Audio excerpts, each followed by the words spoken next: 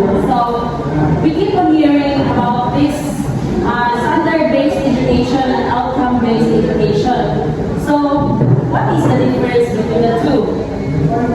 Okay, Ms. Isaiah. I think as we focus on students with specific curriculum standards, while OBA is about achieving learning outcomes regardless of how students get there. Okay. How about you, sir? So, in standard-based education, the goal is to meet prescribed learning objectives, while in outcome-based education, the emphasis is in the competencies and skills students acquire.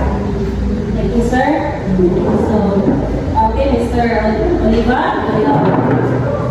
something to say? If outcome-based education focuses on competencies, does that mean grades are less important? Okay, do you have an idea?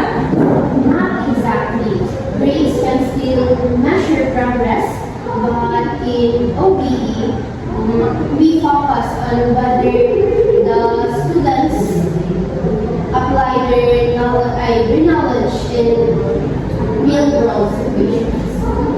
If we shift to an outcome-based approach, does that mean traditional testing should be replaced? Not entirely.